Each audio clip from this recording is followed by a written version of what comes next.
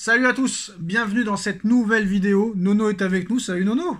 Salut Sacha. Alors ça y est, hein, c'est la reprise des championnats dans quelques jours. Déjà demain, demain Nono, j'ai été surpris. FC Barcelone, Osasuna en Liga espagnole. Bah, on n'attend même pas le week-end, donc peut-être qu'on débriefera ce match. Mais Nono, déjà demain, FC Barcelone contre Osasuna.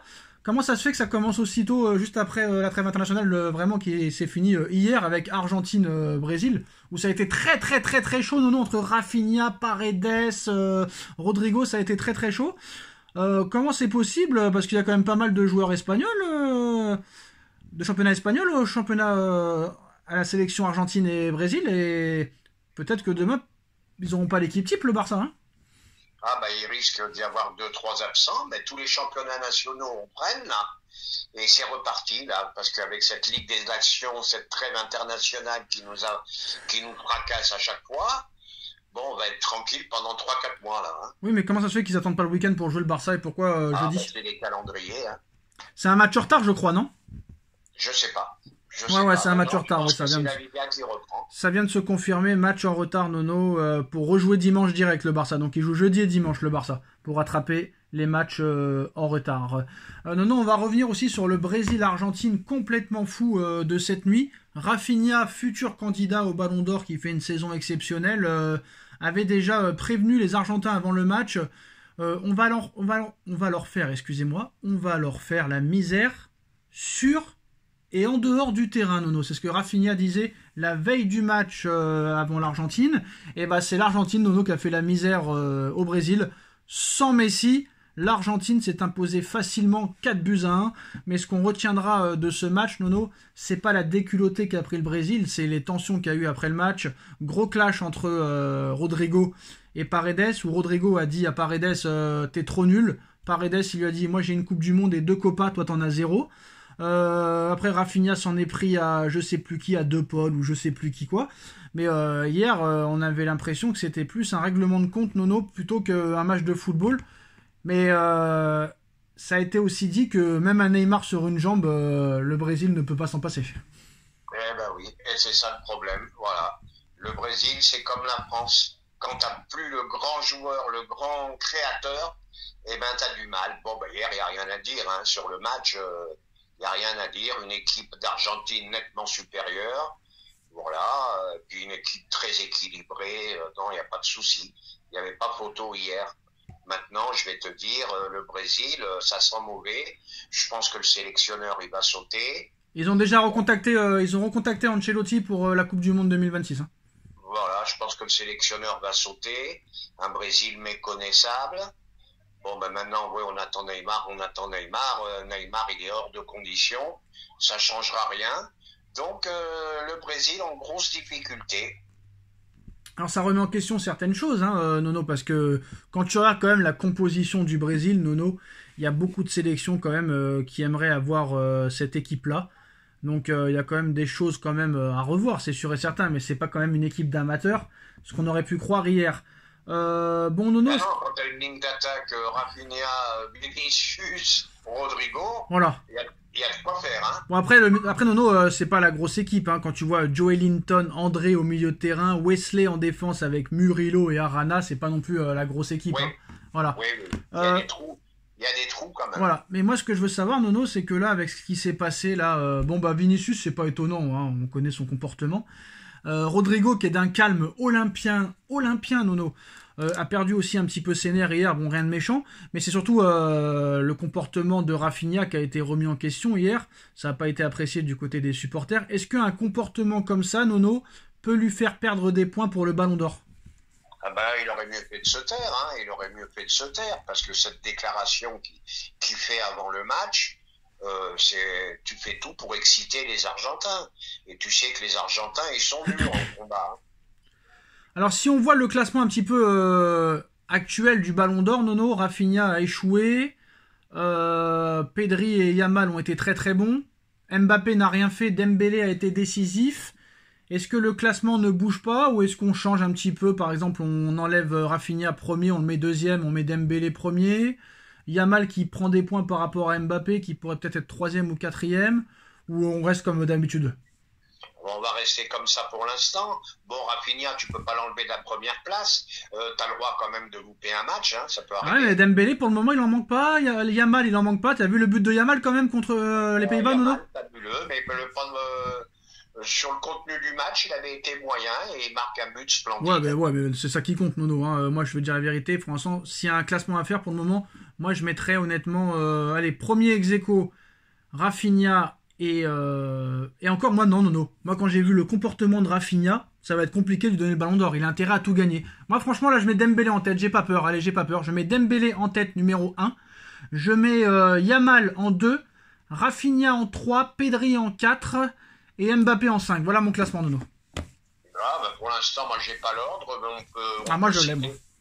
On peut citer ces 5 joueurs. Non, regarde les images, Nono, le comportement de Rafinha hier, très violent hier. Hein. Il a voulu se battre. Heureusement qu'il y avait, je sais plus qui l'a séparé, parce qu'il voulait en venir aux mains. Hein. Bah, je comprends pas qu'il y ait personne qui l'ait calmé, qu'il y ait personne... bah, il y a un staff, hein, normalement. Tu dois dire aux joueurs, oh là, calme-toi, mon grand. T'as l'Argentine en face, hein, t'as pas des pieds nickelés. Bon, ben voilà, hein, tant pis pour lui.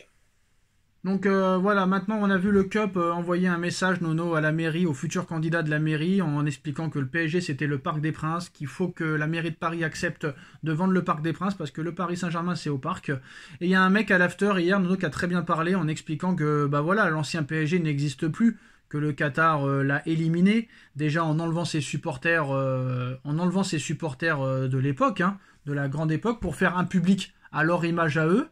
Les supporters qui sont en ce moment au Parc des Princes, il n'y en avait aucun à l'époque à l'Auteuil de Boulogne et Auteuil. Donc, est-ce que, Nono, le Paris Saint-Germain de maintenant n'est plus le Paris Saint-Germain d'avant, vu qu'ils ont changé le logo, ils veulent changer de stade qu'est-ce qu'il faut comprendre exactement? Bah, il faut comprendre, il ne faut pas exagérer non plus. Les Qataris ont amené beaucoup au PSG. Attends, il ne faut pas non plus tout foutre à l'eau. Mais le problème, c'est que cette histoire de stade à 90 000 personnes, bah, tu en as pour minimum 7-8 ans, déjà pour commencer. Après, le parc, bon, le problème du parc, elle ne veut pas vendre, d'accord, mais le problème du parc, c'est qu'il y a des gros problèmes au parc. J'avais lu ça, il y a des gros travaux à faire. Hein, parce qu'avant qu'il arrive un accident, il tombe un truc où je sais pas sur bah, les gens. Tu joues autre part en attendant et après tu reviens au parc. Écoute, et après leur idée était pas mauvaise. Tous les grands clubs, regarde maintenant c'est Chelsea qui veut. Ouais, mais non, on va pas aller à Montigny-Bretonneux en 91 pour aller voir un match de foot. Faut arrêter. Ça c'est sûr que 25 km c'est compliqué. Quel 25 km? Il y a plus que ça. Il y a beaucoup plus que ça, Nono. Mais quoi qu'il en soit... Le problème, c'est qu'un PSG, par exemple, je veux te dire n'importe quoi, hein, un PSG Lorient, je te dis n'importe quoi, tu rempliras jamais 80. Non, mais c'est pas accessible. Le 91, c'est pas accessible, alors que le parc, c'était vraiment accessible. Tu prenais la ligne 9, c'était terminé. Nono, je voulais dire aussi, ce sera pas le même maire l'année prochaine. Est-ce qu'il y a une nouvelle chance, peut-être qu'avec le nouveau maire, ne soit pas du même avis que Hidalgo, par exemple? Ah, c'est possible, hein, c'est possible.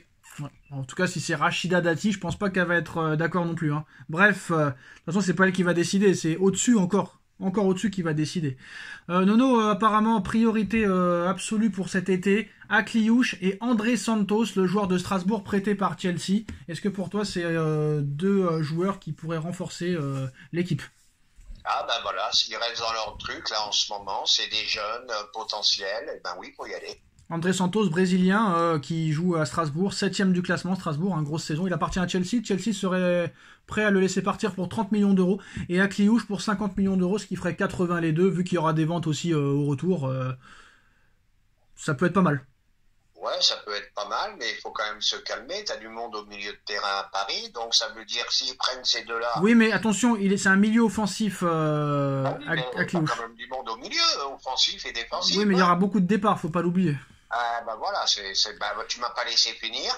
Ça veut dire quoi? Ça veut dire qu'il y en a un ou deux qui partiraient. Et surtout qu'apparemment, il veut 6 milieux de terrain, Enrique. Il en veut pas que 4, parce que pour l'instant, il n'en a que 4 réels à sa disposition. Des réels, hein. Il y en a qui peuvent jouer milieu, mais les réels. On va revenir aussi sur l'article de l'équipe, Nono, hein, qui a dévoilé tous les salaires, les meilleurs salaires de Ligue 1. Bon, 12 premières places, 12 Parisiens, Nono. Mais celui le plus surprenant, c'est celui de Warren Zaïre-Emery. 950 000 euros par mois à tout juste 19 ans, Nono. Incompréhensible pour moi.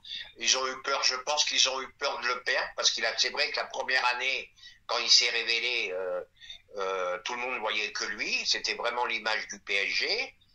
Bon, les années se suivent et se ressemblent pas. Pour l'instant, Zaïre-Emery, il est en dessous.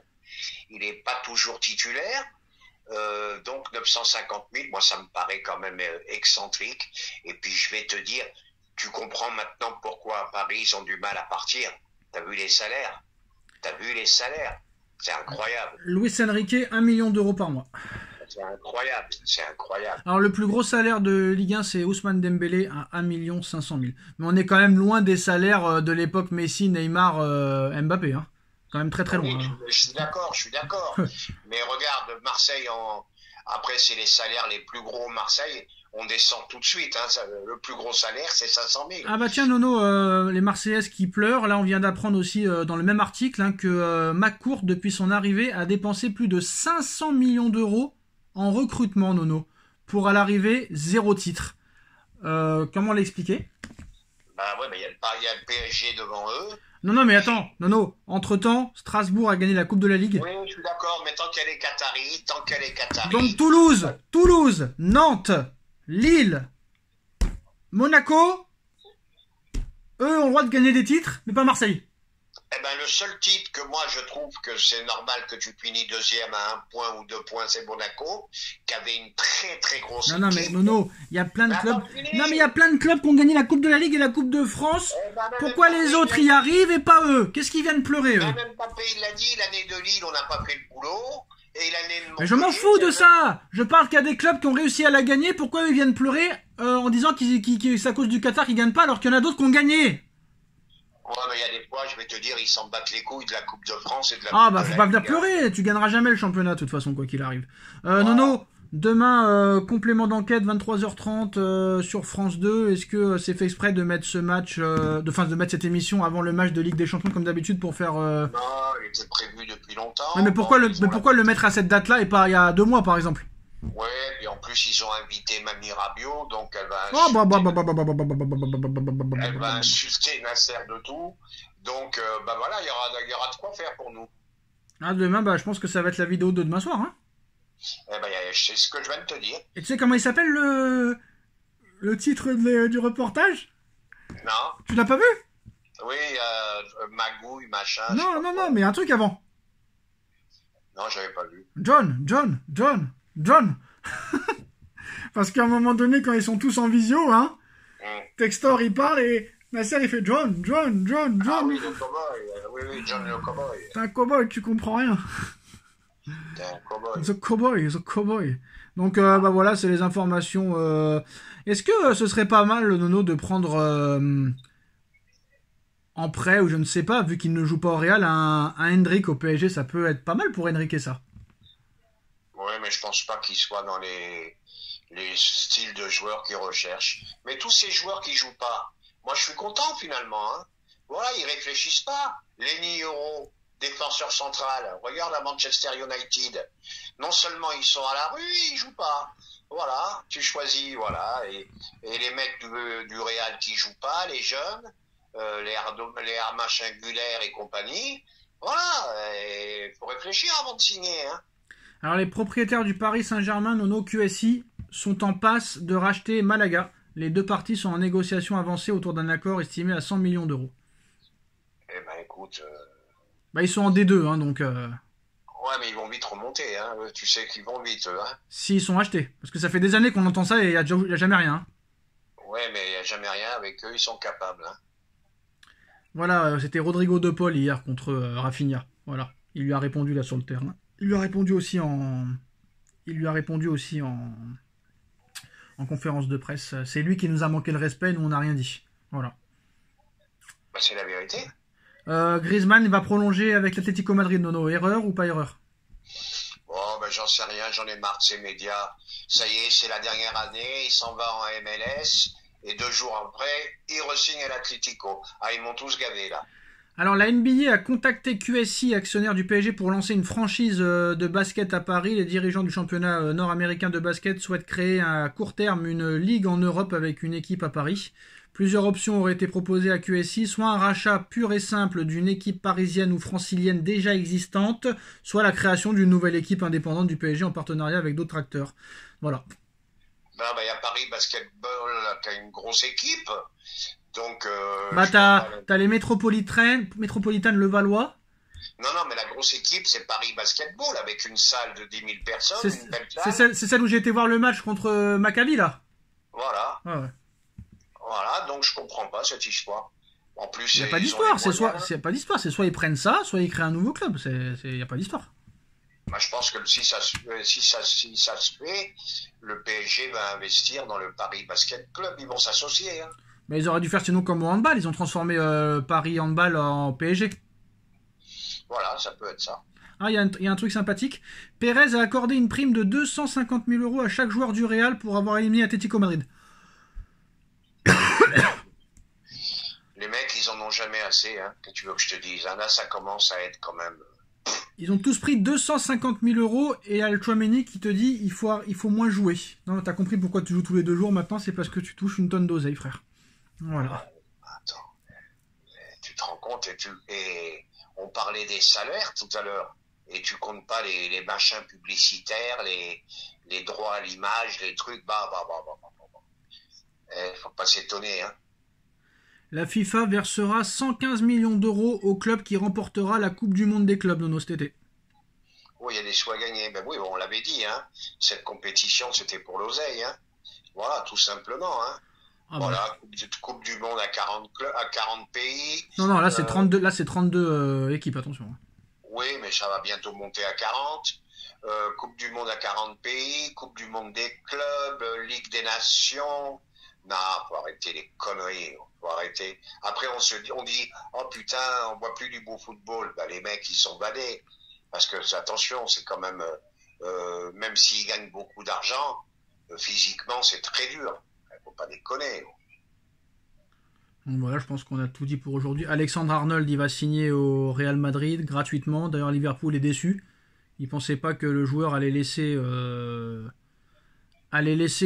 Liverpool sans indemnité. Finalement, peut-être que Salah, vu que personne n'en veut, et ça c'est quand même incroyable, Nono, hein, mais vu que personne n'en veut, finalement, Salah pourrait prolonger à Liverpool. Et voilà, le Brésil sur Ancelotti, on l'a dit. Voilà, qu'est-ce que t'en penses de Salah qui prolonge et de Arnold qui va partir gratuit au Real? Salah, je pense que c'est pas que personne il en veut. Il attend que Liverpool lui donne un peu plus. Hein, il fait là, tous les joueurs l'ont fait. Hein. Messi, Ronaldo, Neymar, tous l'ont fait. Hein. Il attend une révalorisation de Liverpool ou il partira en Arabie Saoudite. T'inquiète pas. Ouais, mais là, le mec, il aura pas le Ballon d'Or, ça c'est sûr et certain. Hein. Là c'est cuit. Plus de Ligue des Champions, éliminé en 8e. Là c'est bon. Et voilà les gars, on a donné toutes les infos du jour. Dites-nous en commentaire ce que vous en pensez. Puis demain, il y aura pas mal de choses à dire. Demain soir, hein, le documentaire de Nasser. Véronique qui va fracasser Nasser. Mais est-ce que vraiment elle est vraiment Nono objectif? Je pense pas. C'est un poison, elle. Voilà. Et bien sûr, on débriefera, pourquoi pas, le match en même temps. Barcelone-Osasuna. Si jamais Yamal fait encore des folies. Je pense que Rafinha ne jouera pas, donc vu qu'il a joué hier. Donc voilà, Nono, dites-nous en commentaire et à très vite. Ciao. Tchuss.